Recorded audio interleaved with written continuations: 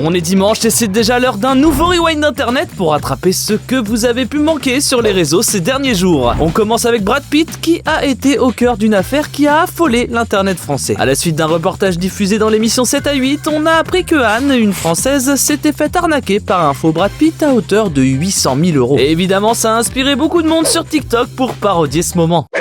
Anna, c'est Scooby. Il me faut 800 000 €. L'engouement était tel que TF1 a supprimé tous les replays du reportage et l'un des porte-parole de l'acteur a dû déclarer que Brad ne demandait pas d'argent à ses fans. On continue avec une autre arnaque, celle des médailles reçues aux Jeux Olympiques de Paris l'été dernier. Il y a quelques jours, deux athlètes français, Clément Séchy et Yohan N'Doye, ont partagé des photos de l'état de leurs récompenses en bronze. Et bien, moins de 6 mois après la fin de la compétition, elles sont dans un sale état. Et ce ne sont pas des cas isolés. Plus d'une centaine de sportifs médaillés ont décidé de la renvoyer pour en obtenir une nouvelle. Noël est déjà bien derrière nous et pourtant ça n'a pas empêché Michou de faire un cadeau d'exception à son frère, Kevin, qui le conduisait à Paris quand il était plus jeune pour aller à la Paris Games Week et tenter de percer sur internet. À l'époque, Michou lui avait dit: si je deviens youtubeur et que je gagne de l'argent grâce à ça, je t'offre une Porsche. Eh bien, chose promise, chose due, GG Michou. Oh là là là là. Mais attends, c'est un truc de baiser là. Non, c'est un Kev, prank. C'est un prank. c'est ta caisse. Arrête tes conneries. Mouah. C'est ta caisse, mec. C'est toi, tu m'offres ça? C'est ta voiture.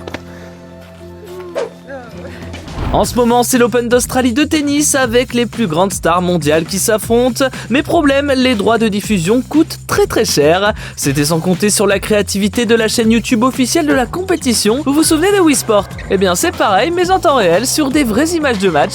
Je vous laisse profiter.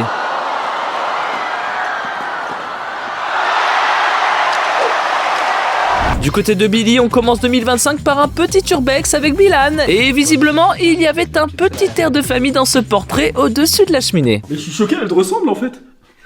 Faut que je fasse comme elle un peu. Loin de l'urbex, mais toujours dans l'exploration, Léna nous emmène en voyage dans ce qui est l'un des trains les plus luxueux de la planète, l'Orient Express. Oh waouh.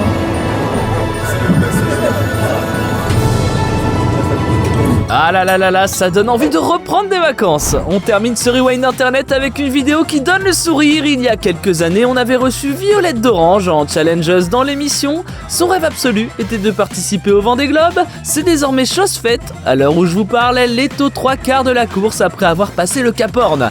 Allez, à la semaine prochaine. Et c'est ouf quoi, j'ai réussi à aller jusqu'au Cap